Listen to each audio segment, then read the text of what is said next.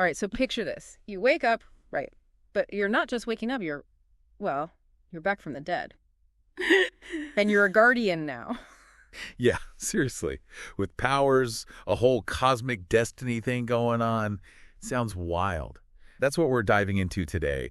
All this destiny lore, all the crazy stuff about guardians and ghosts and saving humanity, and we're breaking it down. And the best part, it's not just one story. It's like someone dumped a vault full of legends and tech manuals and even like personal journals all in front of us. Don't forget the weapons. We're talking guns with backstories longer than my grocery list. Oh. Like I saw The Last Word and Jade Rabbit, and I'm pretty sure those aren't just names. Oh, trust me, those are just the tip of the iceberg. But before we get lost in the weeds of black hole shotguns and time-bending snipers. Which we're totally doing, by the way. Oh, absolutely. But first, we gotta lay the groundwork. What does it even mean to be a guardian? Right, because if I woke up with a robot buddy telling me I'm humanity's last hope, I'd have some questions, starting with what the heck happened? So imagine this. Humanity was vibing, like golden age, utopia, the whole shebang.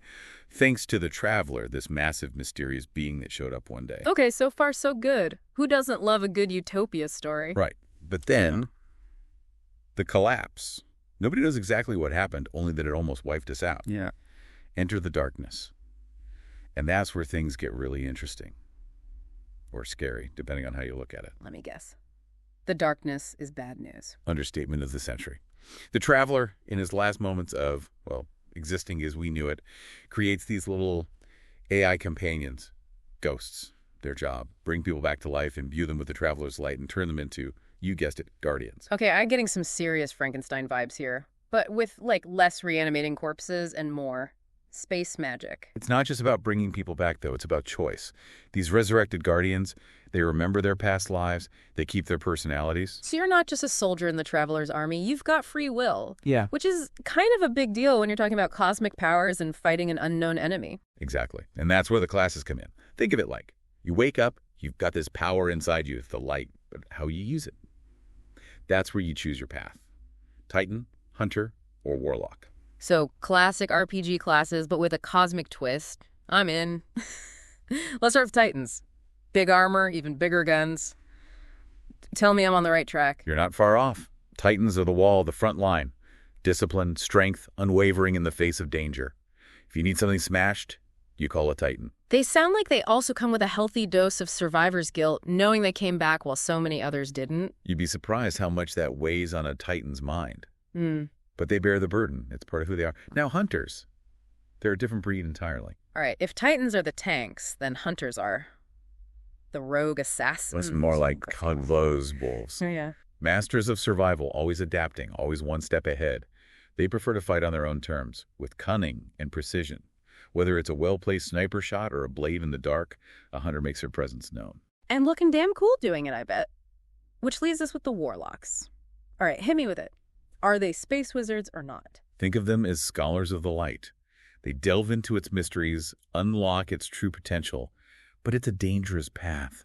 Knowledge can be a double-edged sword, especially when you're dealing with forces beyond human comprehension. So yeah, space wizards with a touch of mad scientist thrown in, I like it. But they don't do it alone, right? They've got the ghosts. These little AI buddies aren't just for show, are they? A ghost is more than just a companion. They're a lifeline, a connection to your past life, and a guide in this new dangerous world. Imagine having a piece of your old life, your memories, right there with you. That's a ghost. And all of this whole crazy journey of death and rebirth and becoming a cosmic warrior, it all revolves around one place, the last city.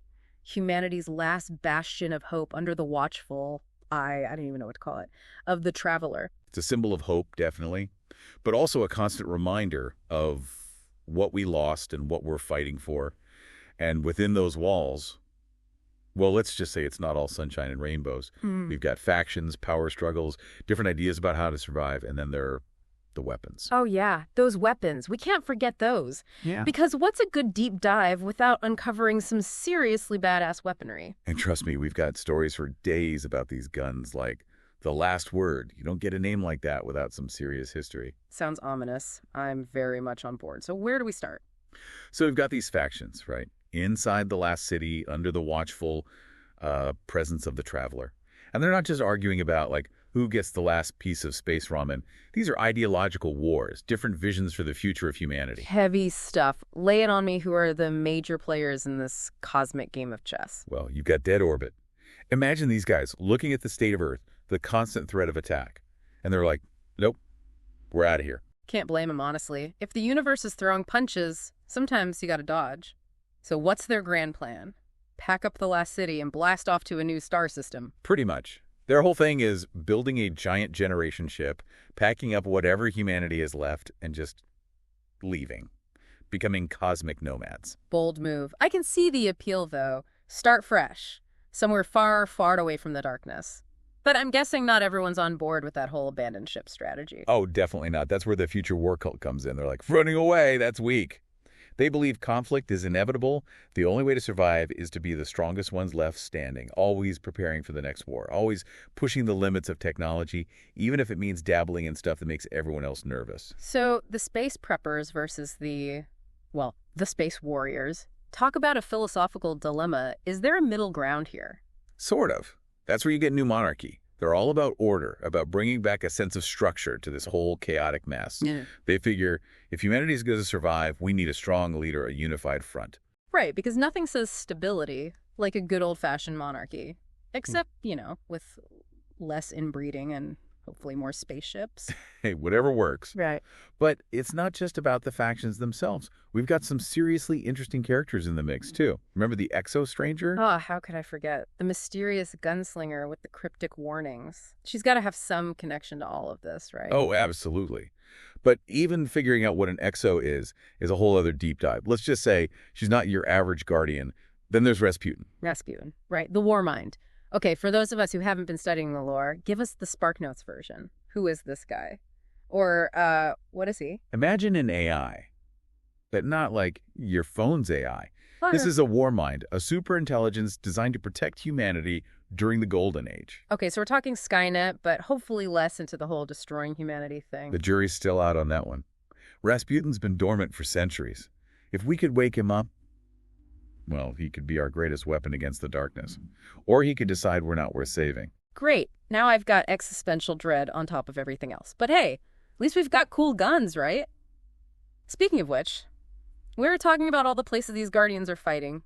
Earth's a mess, obviously, but what about the rest of the solar system? Let's just say the darkness didn't just hit Earth. It left its mark everywhere.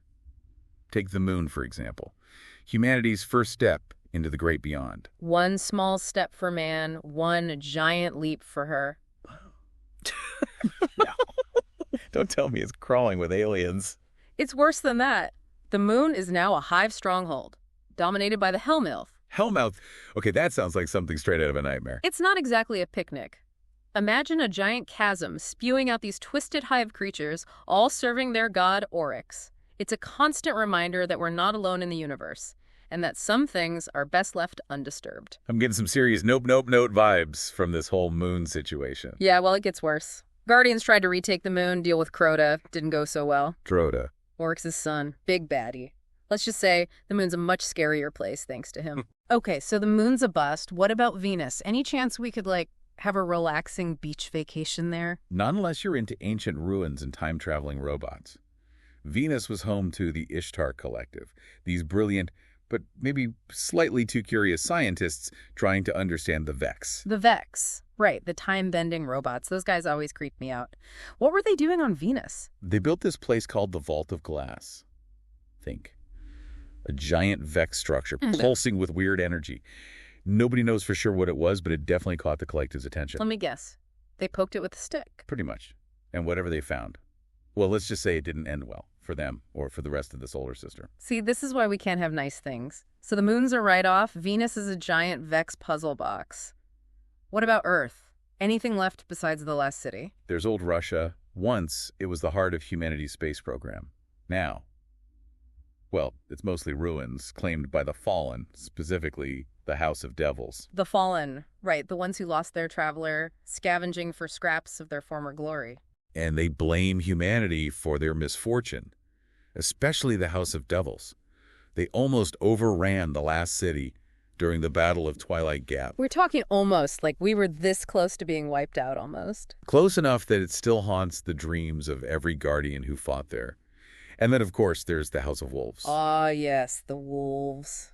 Always lurking in the shadows, up to no good. You could say that. They're cunning, ruthless, and always looking out for themselves. So basically, space pirates. With a lot more cybernetics and a grudge against, well, everyone. Don't forget about the Cabal. The Cabal. Who are they again? Remind me. Imagine a militaristic empire that takes strength above all to a whole new level.